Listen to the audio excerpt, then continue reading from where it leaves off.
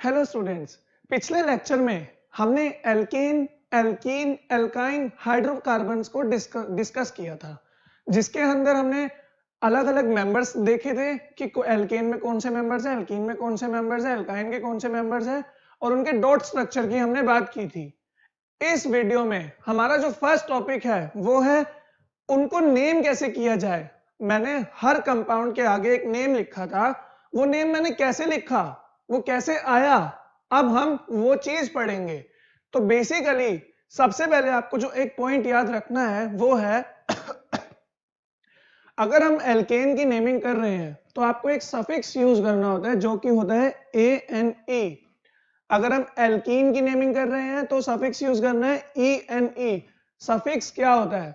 किसी नाम के जो सबसे पीछे लगाया जाता है उसको हम कहते हैं सफिक्स। अगर हम एल्काइन की बात करें तो हमारा जो सफिक्स होगा वो होगा YNE। तो इसका मतलब क्या है? अगर हमने एल्केन की नेमिंग करनी है तो हम पूरा नाम लिख के पीछे ANE लिख देंगे। एल्कीन में एल्केन पूरा नाम लिखकर एल्कीन का पीछे ENE लिख देंगे, और एल्काइन में नाम लिखकर पीछे YNE लिख देंगे। ठीक है बच्चों, तो चलिए आगे बढ़ते हैं। अब आपने देखा था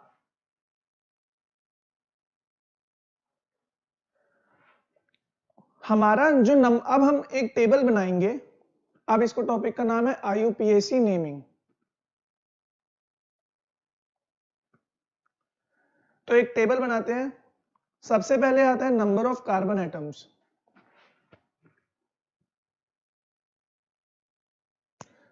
वन, टू, थ्री, 4, 5, 6, 7, 8, 9, 10, 11, 12।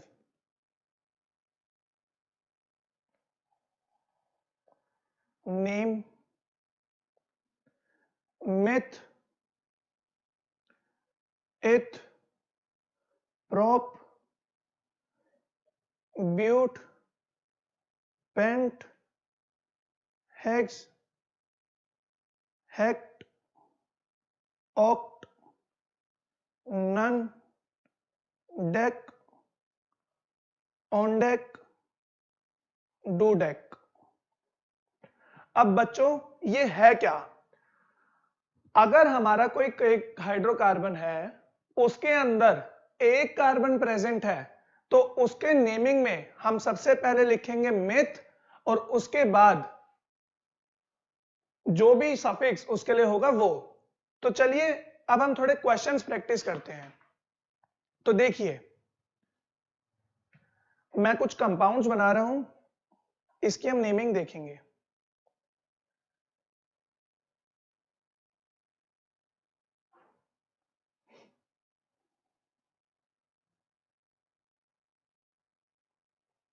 तो बच्चों अब मुझे इस कंपाउंड का नाम बताना है। तो देखिए, सबसे पहले क्या चीज देखनी है, इसमें नंबर ऑफ कार्बन एटम्स कितने हैं। तो हम कैलकुलेट करेंगे। तो नंबर ऑफ कार्बन एटम्स है 1, 2, 3, 4। तो n की वैल्यू क्या हो गई? 4। तो देखिए, जब हमारे कार्बन एटम्स 4 थे तो हम उसको नाम क्या देते हैं? ब्यूट। तो सबसे पहले हम लिख देंगे ब्यूट। अब ये बताइए, ये एल्केन है, एल्कीन है या फिर एल्काइन है? तो बच्चों ये है एल्केन। क्यों ये एल्केन है? इसके अंदर सारे बॉन्ड सिंगल बॉन्ड है, कोई भी डबल बॉन्ड प्रेजेंट नहीं है, कोई भी ट्रिपल बॉन्ड प्रेजेंट नहीं है। तो ये एल्केन है। एल्केन के केस में हमने सफिक्स क्या पढ़ा था? ANE। तो ब्यूट के आगे हम लिख देंगे ANE। तो इस कंपाउंड का जो नेम हो गया वो हो गया ब्यूटेन। ठीक है बच्चों, अब आगे अब दूसरा एग्जांपल देखते हैं।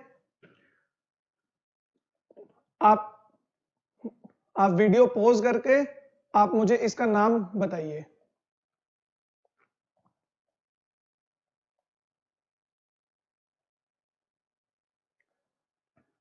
अब यहां पे पॉज कीजिए आप वीडियो और खुद से नाम निकालिए। तो देखिए बच्चों, सबसे पहला काम हमारा क्या होता है, नंबर ऑफ कार्बन एटम्स निकालो। तो नंबर ऑफ कार्बन एटम्स कितने हैं, 1 2 3 4 5, तो n है 5। जब कार्बन एटम्स 5 होते हैं तो हम नाम क्या देते हैं, पेंट। तो 5 कार्बन एटम्स के लिए नाम है पेंट। तो हमने क्या किया, हमने पेंट लिखा। अब क्या इसमें कोई भी डबल या ट्रिपल बॉन्ड प्रेजेंट है, नहीं है। इसका मतलब ये क्या है, एल्केन है। तो एल्केन के लिए सफिक्स क्या यूज होता है, ANE।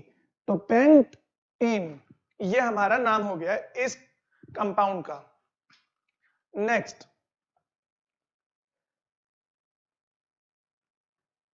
इसका नाम फटाफट बताइए।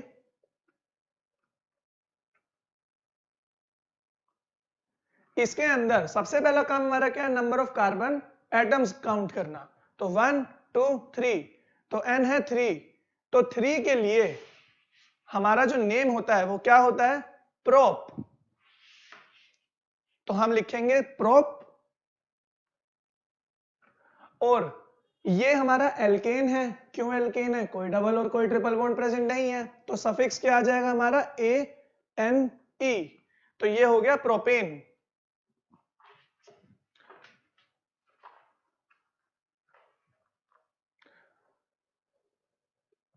चलिए बच्चे आगे बढ़ते हैं। हमारा जो नेक्स्ट कंपाउंड है जिसको हमें नेम करना है वो है ये।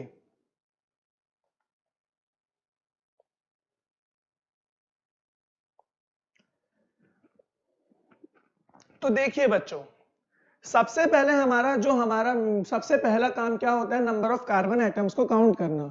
तो इस केस में कार्बन एटम्स कितने हैं, 3। तो n = 3। अपना टेबल देखिए, जब कार्बन एटम्स 3 होते हैं तो हम उसको क्या बोलते हैं, हम उसको बोलते हैं प्रोप। Carbon atoms 3, prop. अब मुझे बताइए, क्या ये एल्केन है, एल्कीन है या एल्काइन है। एल्केन वो होते हैं जिनके अंदर सारे सिंगल बॉन्ड हो। एल्कीन वो होते हैं जिसके अंदर एक या एक से ज्यादा डबल बॉन्ड प्रेजेंट हो। तो क्या इसके अंदर डबल बॉन्ड प्रेजेंट है, जी हाँ प्रेजेंट है। तो ये हमारा हो गया एल्कीन। एल्कीन के लिए जो सफिक्स हम यूज करेंगे वो होगा ENE। तो इस कंपाउंड का जो नाम हो जाएगा प्रोप, ENE, प्रोपीन।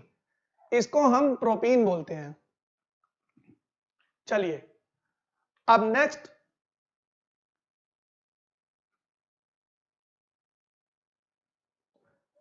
दोबारा से वीडियो पॉज कर आप जरा देखिए, क्या आप ये नाम बता पा रहे हैं। हाँ जी बच्चों, देखिए सबसे पहला काम हमारा क्या होगा, नंबर ऑफ कार्बन एटम्स को काउंट करना। तो 1 2 3 4, तो n = 4।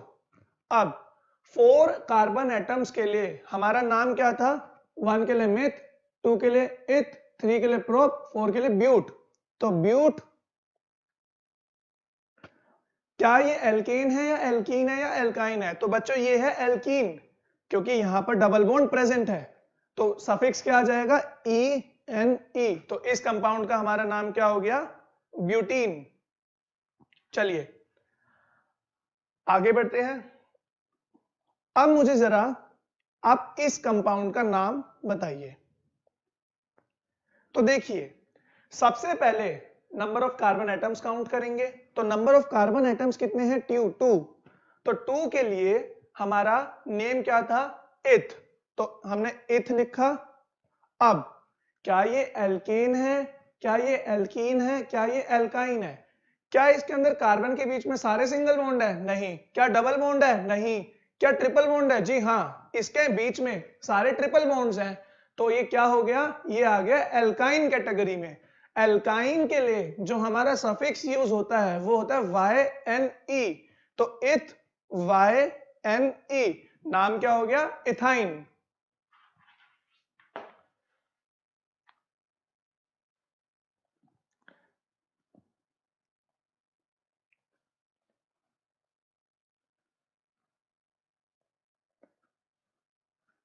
अब आप वीडियो पॉज कर इस कंपाउंड का नाम बताएं।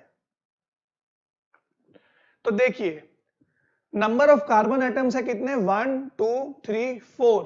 तो n = 4। अब हमारा ये एल्काइन है क्योंकि ट्रिपल बॉन्ड प्रेजेंट है, तो 4 के लिए हम क्या नेम लिखते हैं, ब्यूट, और क्योंकि इसके अंदर ट्रिपल बॉन्ड प्रेजेंट है और ये अल्काइन है तो हमारा सफिक्स क्या आ जाएगा, वाइन, YNE। तो इस कंपाउंड का जो हमारा नाम हो गया वो क्या हो गया, ब्यूटाइन। तो बच्चों इसको अब दोबारा से रिवाइज करिए, और ये क्योंकि बहुत एक इंपॉर्टेंट टॉपिक है आपका, IUPAC नेम आनी बहुत जरूरी है। तो चलिए अब हम आगे टॉपिक्स पर पढ़ते हैं। तो नेक्स्ट टॉपिक जो हमें पढ़ना है वो है होमोलोगस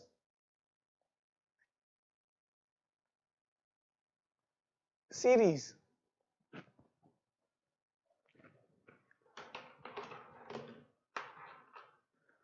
क्या होती है होमोलोगस सीरीज, तो चलिए पहले लिख देते हैं, उसके बाद आपको समझाएंगे। The series in which difference between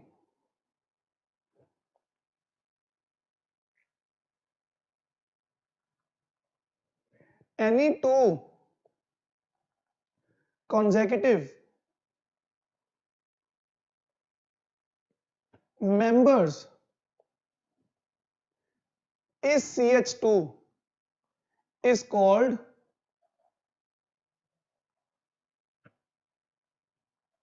homologous series. For example, C2H2 and C3H4,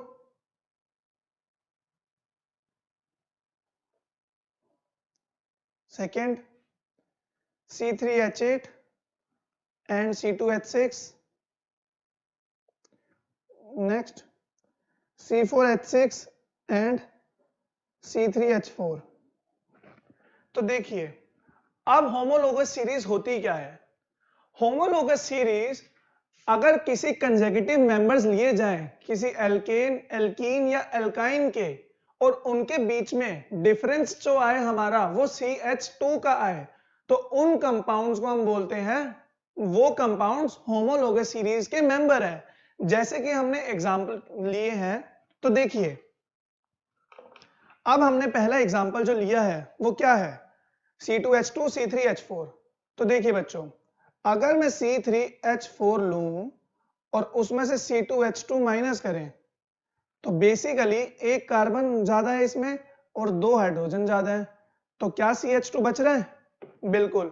तो ये दोनों मेंबर ऑफ होमोलोगस सीरीज है। नेक्स्ट एग्जांपल हमने लिया है C3H8 C2H6, तो यहां पर भी CH2 बच रहा है, तो ये दोनों भी होमोलोगस सीरीज के मेंबर्स हैं।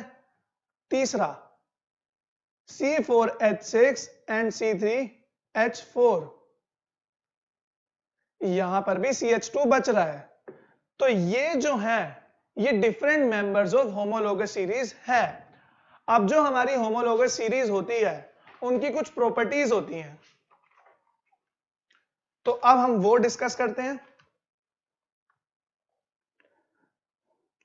Homologous series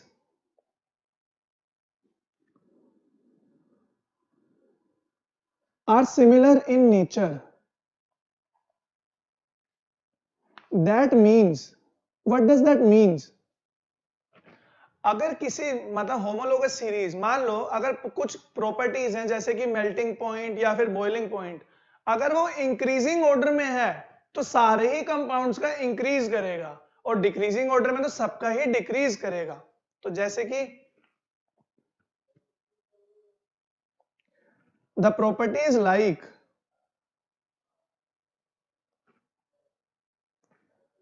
melting point and boiling point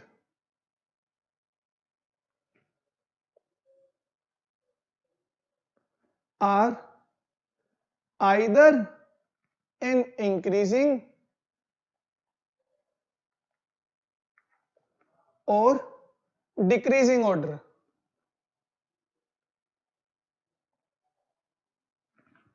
ठीक है बच्चों, तो ये बहुत इंपॉर्टेंट चीज है, ये आपसे पेपर में व्हाट इज होमोलोगस सीरीज बहुत बार पूछ लिया जाता है, तो आपको आना चाहिए। चलिए आगे बढ़ते हैं।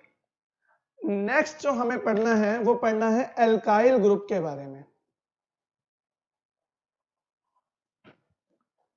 हमने एल्केन पढ़ा, हमने एल्कीन्स पढ़ा, हमने एल्काइंस पढ़ा, पर सर आपने एल्काइल के बारे में तो कुछ बताया ही नहीं। तो बच्चों बिल्कुल घबराने की बात नहीं है। एल्काइल्स कुछ नहीं होते, जब हम एल्केन के अंदर से एक हाइड्रोजन निकाल दें तो वो ग्रुप एल्काइल ग्रुप कहलाता है। तो हम आगे लिखते हैं, if an alkyl group substituent is an alkane missing one hydrogen,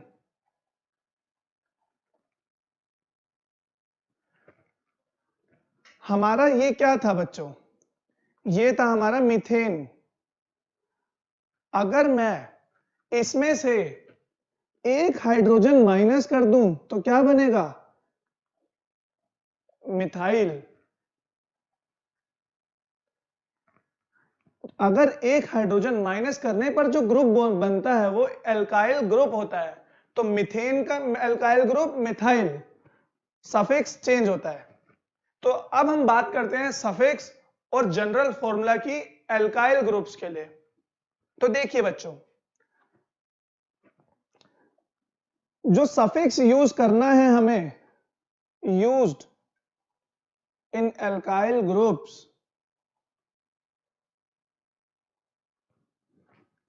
वो है YL।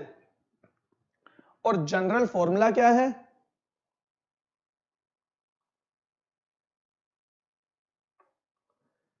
CnH2n plus 1, where n is nothing but number of carbons।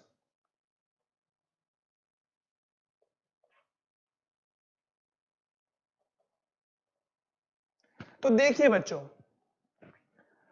अगर मैं n की वैल्यू 1 लूं और अपने general formula that is CnH2n plus 1 में डाल दूं, तो n अगर मैं 1 डालूंगा तो 1 2 इंटू 1 प्लस 1, तो क्या बना C1H3। तो C1H3 हमारा बन गया पहला मेंबर ऑफ एल्काइल ग्रुप। इसका नाम क्या होगा बच्चों, क्योंकि एक कार्बन है उसके लिए हम बोलेंगे मिथ, और एल्काइल ग्रुप है तो उसके लिए YL, तो मिथाइल। इसको हम बोलते हैं मिथाइल ग्रुप। अब हम n की वैल्यू बढ़ाते हैं, n की वैल्यू अब लेते हैं 2। तो जनरल फॉर्मूला जो था हमारा CnH2n प्लस 1 था, इसके अंदर मैंने 2 डाला तो C2H2 into 2 plus 1, C2H5, 2 into 2 4 plus 1 5, तो C2H5। अब इसको हम बोलते हैं इथाइल ग्रुप, इथाइल। और ये नेक्स्ट मेंबर है एल्काइल ग्रुप का। अगर n की वैल्यू 3 ले ली जाए तो general formula equal to CnH2n plus 1 C2H2 into 2 plus 1, sorry C3, so C3H7। क्योंकि कार्बन 3 है तो मिथ इथ प्रोप, इसका नाम क्या हो जाएगा, प्रोप। और सफिक्स YL, क्योंकि एल्काइल ग्रुप है तो इसका नाम हो गया प्रोपाइल। अब हम इसकी जरा स्ट्रक्चरल रिप्रेजेंटेशन देख लेते हैं। कार्बन जो है 3 हाइड्रोजन से बॉन्डेड है, CH3 केस में,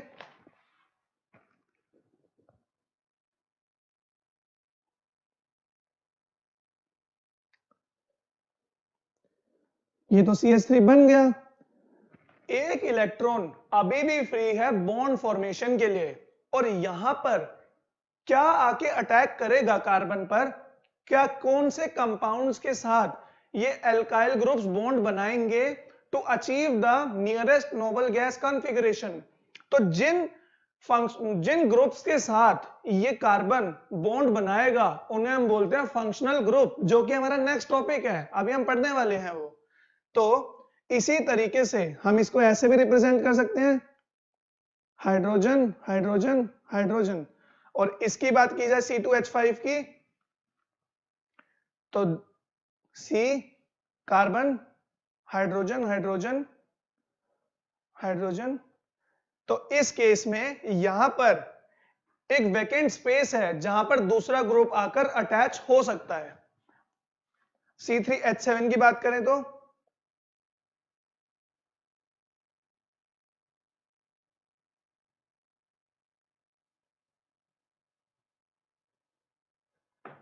हमारा यहां पर भी एक स्पेस है जहां पर दूसरा ग्रुप आकर अटैच हो सकता है। अब वो ग्रुप्स कौन से होते हैं वो सब अभी हम डिटेल में डिस्कस करेंगे।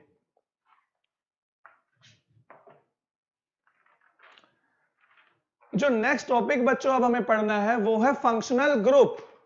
तो फंक्शनल ग्रुप बेसिकली होते क्या है?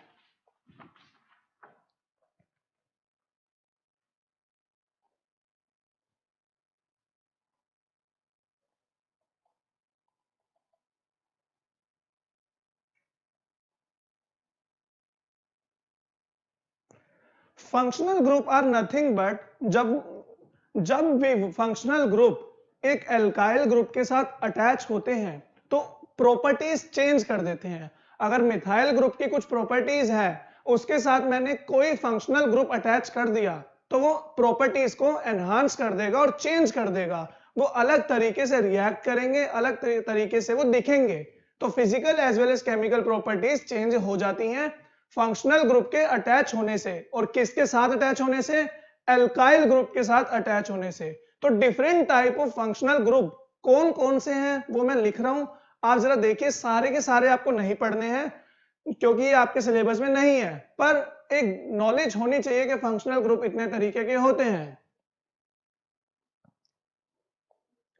A group of atoms responsible for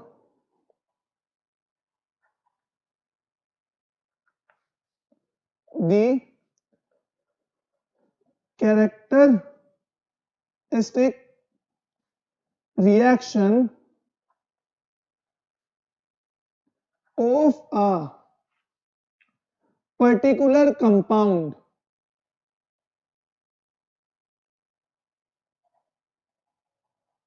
are called functional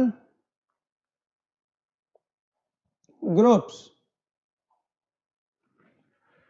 चलिए बच्चों, अब हम आगे देखते हैं फंक्शनल ग्रुप से कौन कौन से हैं। तो ये होता है हमारा अल्कोहल फंक्शनल ग्रुप,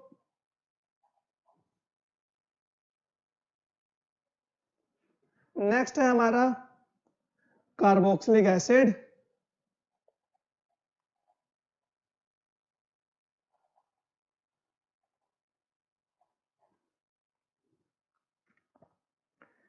नेक्स्ट है हमारा एल्डिहाइड,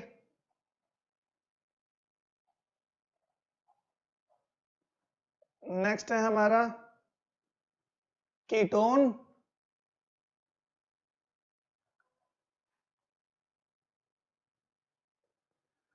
फिर है हमारा ईथर,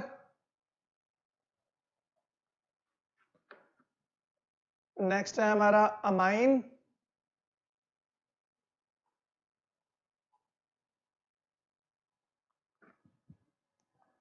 फिर आ जाते हैं हेलोजेंस ग्रुप।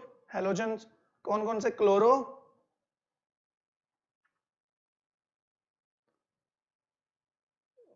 ब्रोमो,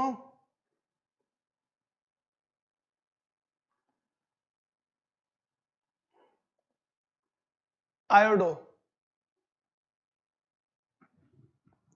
तो बच्चों ये सारे फंक्शनल ग्रुप्स हैं जो कि आपको याद रखने हैं। चलिए अब इन फंक्शनल ग्रुप से होता क्या है बच्चों, जो ये फंक्शनल ग्रुप्स हैं जब ये किसी भी अल्काइल ग्रुप के साथ मिलते हैं तो प्रॉपर्टीज चेंज कर देते हैं। लेट सपोज अगर मिथाइल के साथ अल्कोहल फंक्शनल ग्रुप अटैच्ड है तो उसकी प्रॉपर्टीज कुछ और होंगी।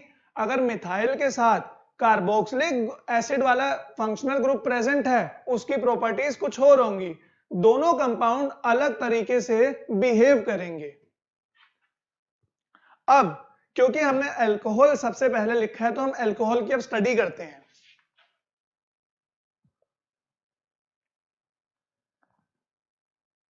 तो देखिए बच्चों, अल्कोहल इज अल्कोहल कौन सा फंक्शनल ग्रुप था? OH। तो alcohol is also known as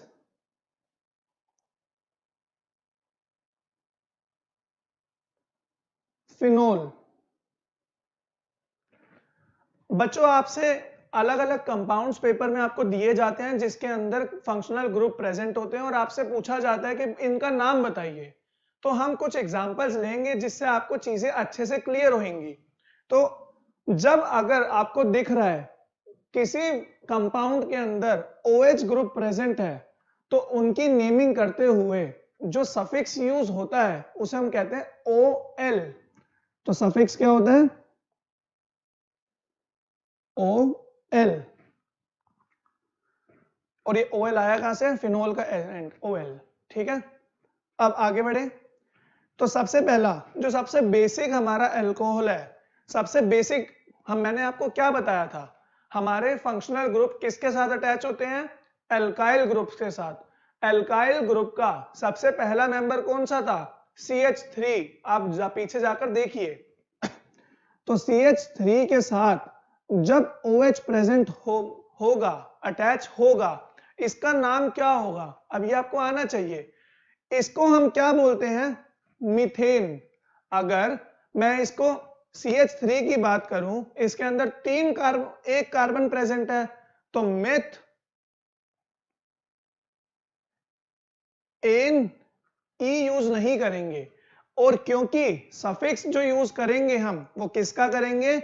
OH का। OH का सफिक्स क्या होता है? OL। तो मीथेनॉल। ठीक है बच्चों, या फिर और मीथेनॉल को हम मिथाइल क्योंकि मिथाइल ग्रुप प्रेजेंट है और पीछे क्या लगा हुआ है? अल्कोहल। तो मिथाइल अल्कोहल भी बोलते हैं। ठीक है बच्चों, अगर हम नेक्स्ट ग्रुप की बात करें तो अल्काइल ग्रुप का नेक्स्ट ग्रुप कौन सा होता है? C2H5। तो C2H5OH। इसको हम या तो, क्योंकि इथाइल ग्रुप है, क्योंकि दो कार्बन प्रेजेंट है, तो इथाइल और पीछे अल्कोहल अटैच्ड है तो इथाइल अल्कोहल। या फिर इसको हम बोलेंगे इथेन, क्योंकि दो कार्बन है तो इथेन, कोई भी डबल बॉन्ड प्रेजेंट नहीं है तो एन। और पीछे क्या लगा हुआ है? अल्कोहल। तो अल्कोहल के लिए सफिक्स क्या होता है? OL। तो इथेनॉल। तो इथेनॉल।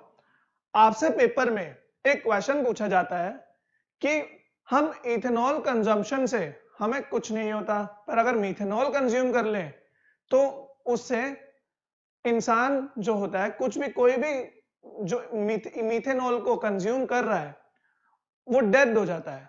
ऐसा क्यों होता है? तो बच्चों मीथेनॉल जो होता है वो पॉइजनस होता है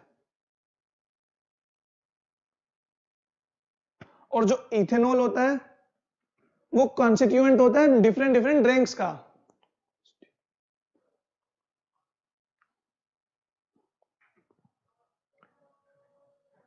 तो अगर आपसे पूछा जाए कि comparatively which drink is good for health, तो आप आंसर करोगे इथेनॉल। क्यों इथेनॉल? क्योंकि मीथेनॉल जो होता है पॉइजनस होता है, तो we can't consume methanol but we can consume ethanol.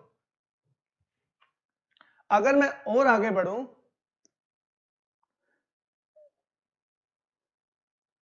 C3H7OH। तो इसका नाम बच्चों, आप वीडियो पॉज करके आप मुझे इसका नाम बताइए। तो इसका जो नाम होगा, क्योंकि 3 कार्बन प्रेजेंट है, प्रोपेन, और सफिक्स क्या लगेगा, अल्कोहल का OL, तो प्रोपेनॉल। या फिर, और अगर मैं इस ग्रुप की बात करूं, इसको हम बोलते हैं प्रोपाइल। प्रोपाइल, और पीछे क्या लगा हुआ है, अल्कोहल, तो प्रोपाइल अल्कोहल। आप इनके नाम ऐसे दे सकते हैं। अब हम इसका स्ट्रक्चरल रिप्रेजेंटेशन देखते हैं। कार्बन, ऑक्सीजन जो होता है उसको 2 इलेक्ट्रॉन, क्योंकि उसके आउटर मोस्ट शेल में 6 इलेक्ट्रॉन होते हैं, तो उसको 2 इलेक्ट्रॉन और चाहिए stable Nobel gas configuration achieve करने के लिए। तो कार्बन जो है, इस केस में अगर हम बात करें मीथेनॉल की, तो कार्बन जो है हाइड्रोजन के साथ 3 बॉन्ड बना रहा है, 1 बॉन्ड ऑक्सीजन के साथ बना रहा है। और देखिए, अब जो है कार्बन के चारों इलेक्ट्रॉन्स ने, फ्री इलेक्ट्रॉन्स ने बॉन्ड बना लिया, तो बचा हुआ हाइड्रोजन किससे बॉन्ड बनाएगा, ऑक्सीजन ने एक इससे बॉन्ड बनाया और ऑक्सीजन ने एक हाइड्रोजन से बॉन्ड बनाया। फंक्शनल ग्रुप जो होते हैं, OH लिखा है तो एक साथ होता है हमेशा, अगर हटेगा तो OH दोनों हटेंगे ऐसे। तो ये जो है हमारा, ये है हमारा फंक्शनल ग्रुप।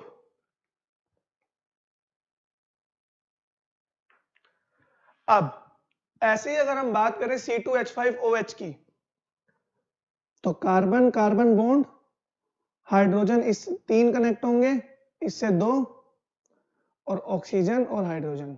तो ये हमारा स्ट्रक्चरल रिप्रेजेंटेशन हो गया किसका, इथाइल अल्कोहल या फिर इथेनॉल का। अगर बच्चों आपसे इसका डॉट स्ट्रक्चर बनाने को बोला जाए तो क्या आप बना पाएंगे, भी कुछ भी नहीं है।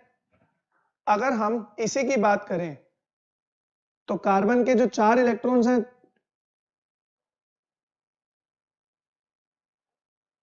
कुछ इस तरीके का हमारा डॉट स्ट्रक्चर बनेगा।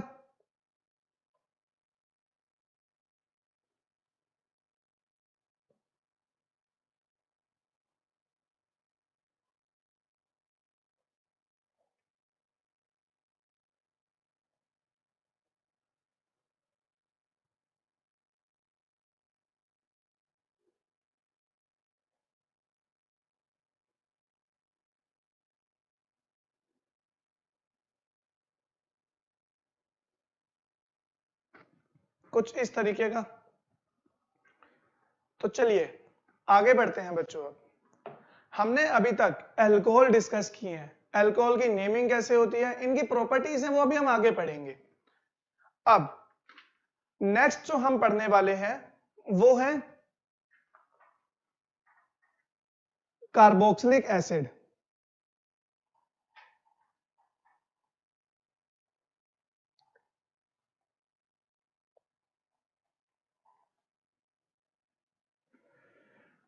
तो कार्बोक्सिलिक एसिड के लिए हमारा जो फंक्शनल ग्रुप है वो है COOH।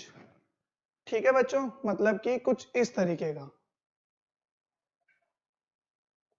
ये फंक्शनल ग्रुप एल्काइल ग्रुप के साथ अटैच होकर उसको एसिडिक प्रॉपर्टीज दे देता है। तो देखिए, कार्बोक्सिलिक एसिड के केस में जो सफिक्स यूज होता है वो होता है ओइक एसिड, OIC एसिड। ठीक है बच्चों, अब देखिए, सबसे पहला कार्बोक्सिलिक एसिड जो हमें पढ़ना है वो है HCOOH। तो ये जो है फंक्शनल ग्रुप वो हाइड्रोजन के साथ अटैच्ड है। इस केस में सबसे पहले आप मुझे बताइए कितने कार्बन आपको दिख रहे हैं। तो एक कार्बन दिख रहा है, तो एक कार्बन का मतलब क्या आएगा, मीथेन। और इसके लिए जो सफिक्स यूज होगा वो क्या होगा, OIC एसिड, तो मीथेनोइक एसिड। या फिर इसको हम, इसका जो केमिकल नेम होता है वो होता है फॉर्मिक एसिड। अगर आपसे पूछा जाए कि HCOH का केमिकल नेम क्या है तो आपको फॉर्मिक एसिड बताना है। सॉरी। नेक्स्ट जो हमें पढ़ना है, CH3 मिथाइल ग्रुप जब एसिड के साथ अटैच होता है, कार्बोक्सिलिक एसिड फंक्शनल ग्रुप के साथ अटैच होता है, तो देखिए इस केस में आपको कितने कार्बन दिख रहे हैं? 2 कार्बन दिख रहे हैं सर। तो 2 कार्बन मतलब मेथ इथ, तो इसका नाम जो हो जाएगा इथेन, और आगे जो हमारा सफिक्स लगेगा वो क्या लगेगा? OIC एसिड, तो मीथेनोइक एसिड। इसी को बच्चों हम एसिटिक एसिड भी बोलते हैं, और एसिटिक एसिड। आपके घर में जो विनेगर यूज होता है वो एसिटिक एसिड ही होता है।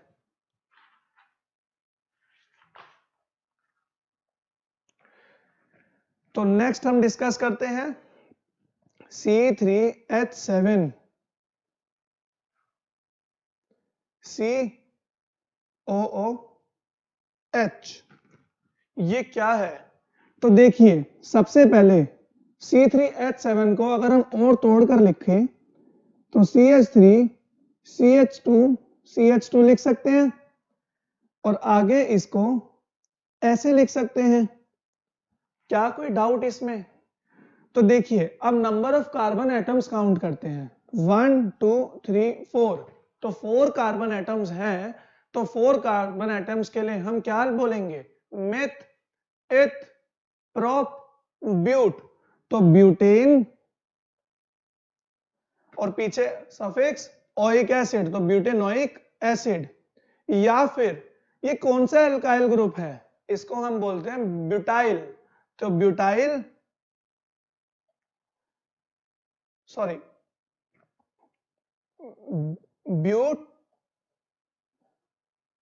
हाँ, तो ये इसका नाम जो हो गया ब्यूटेनोइक एसिड ही होगा। इसके अंदर हम एल्काइल ग्रुप की बात नहीं करेंगे। तो चलिए आगे बढ़ते हैं। अब जो जैसे हमने अल्कोहल्स पढ़ा, हमने कार्बोक्सिलिक एसिड की नेमिंग देखी, अब जो हमारा नेक्स्ट है हमें एल्डिहाइड्स क्या होते हैं उसके बारे में पढ़ना है।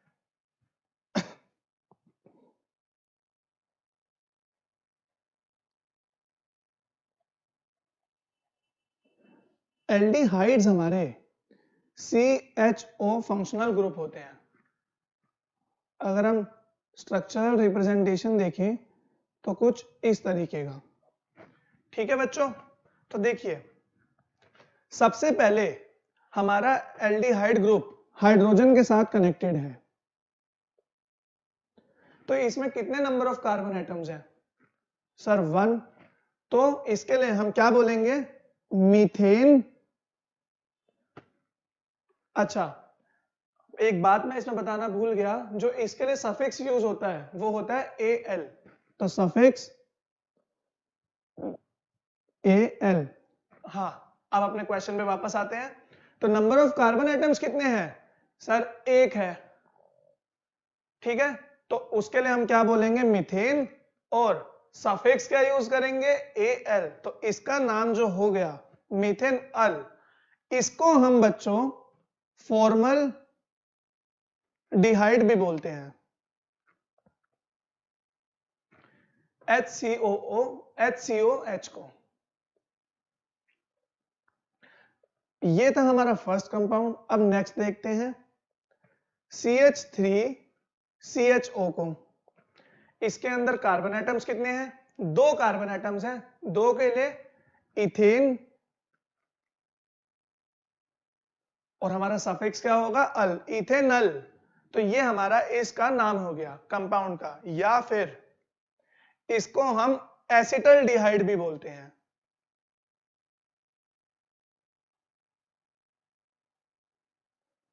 ठीक है बच्चों, ये बातें आपको याद रखनी है।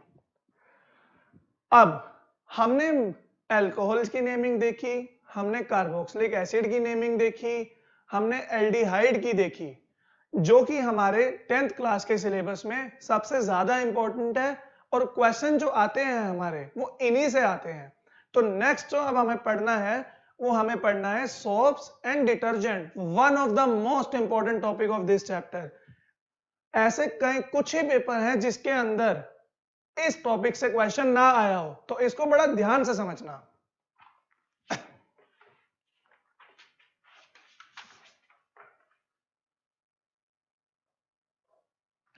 बच्चों, ये साथ साथ आपके जो हम नोट्स प्रिपेयर कर रहे हैं ये आपको प्रोवाइड करा दिए जाएंगे। आप नोट्स को अच्छे से पढ़िए और कोई भी डाउट हो तो हमसे जरूर पूछना। तो सोप्स एंड डिटर्जेंट्स, सबसे पहले इनकी डेफिनेशन लिखते हैं, फिर इसको समझेंगे ये होते क्या है। सोप्स आर सोडियम और potassium salts of long carboxylic acids। Soaps जो होती है, लॉन्ग सोप्स जो है सोडियम या फिर पोटेशियम सॉल्ट होते हैं किनके? लॉन्ग कार्बोक्सिलिक एसिड के। अब लॉन्ग कार्बोक्सिलिक एसिड से क्या समझ आ रहा है आपको? ऐसे कार्बोक्सिलिक एसिड्स जिनके अंदर बहुत सारे कार्बन एटम्स प्रेजेंट हो, जैसे कि 15 कार्बन एटम प्रेजेंट हो, 16, 17, ऐसे जिनके अंदर बहुत सारे कार्बन एटम्स प्रेजेंट होते हैं उनको हम कहते हैं लॉन्ग कार्बोक्सिलिक एसिड्स। ठीक है बच्चों, और उनके सॉल्ट्स को हम बोलेंगे सोडियम और potassium salts of long carboxylic acid. अब लॉन्ग कार्बोक्सिलिक एसिड को रिप्रेजेंट करने के लिए अब या तो आपके पास तरीका है, अगर हम उसकी स्ट्रक्चरल रिप्रेजेंटेशन देखें तो सी सी सी सी सी सी सी ऐसे 17 बार आप कार्बन लिखो। तो ऐसे पेपर में हमारे पास इतना टाइम नहीं होता है, तो हमने क्या किया, एक साइन कन्वेंशन बनाया जिसके थ्रू हम कार्बन को अगर ये डॉटेड लाइन से जिगजैग लाइन से रिप्रेजेंट करते हैं तो एक पॉइंट जो ये है, हर पॉइंट एक कार्बन एटम को शो कर रहा है। तो इसके अंदर कितने पॉइंट्स हैं? 1 2 3 4 5 6 7। तो इसका मतलब है इसके अंदर, इस कंपाउंड के अंदर 7 कार्बन एटम्स प्रेजेंट हैं। ठीक है बच्चों, तो देखिए अब हम जरा लॉन्ग कार्बोक्सिलिक एसिड कौन कौन से होते हैं वो देख लेते हैं। C17H35COOH, तो देखिए COO group H group present है तो ये कार्बोक्सिलिक एसिड हो गया, और 17 कार्बन के एटम्स प्रेजेंट हैं तो ये लॉन्ग कार्बोक्सिलिक एसिड हो गया। इसको हम बोलते हैं स्टेरिक एसिड। नेक्स्ट C15H35COOH, इसको हम बोलते हैं पामेटिक एसिड। और नेक्स्ट जो है C17H33COOH, इसे हम बोलते हैं ओलिक एसिड। ठीक है बच्चों, अब सोप्स बनती कैसे हैं? सर आपने ये तो बता दिया कि लॉन्ग सॉल्ट्स ऑफ सोडियम और पोटेशियम होते हैं, लॉन्ग सोडियम और पोटेशियम सॉल्ट्स और लॉन्ग कार्बोक्सिलिक एसिड होते हैं, पर वो बनते कैसे हैं? अब हम सोप्स की फॉर्मेशन देखेंगे। तो soap formation,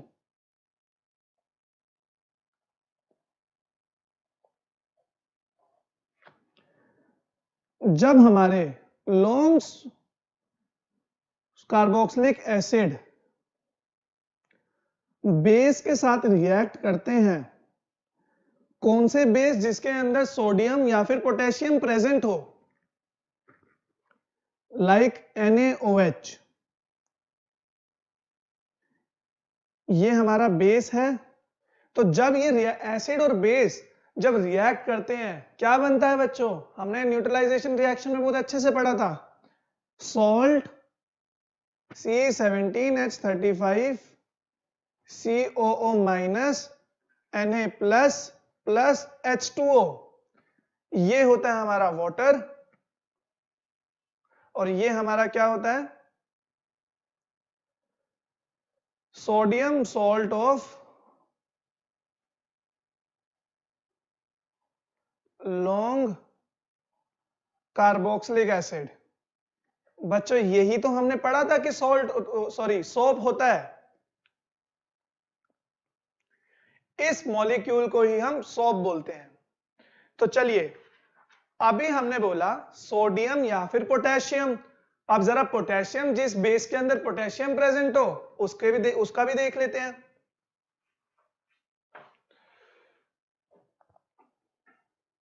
C17H35 COH plus KOH, ये हमारा बेस है, ये हमारा एसिड है।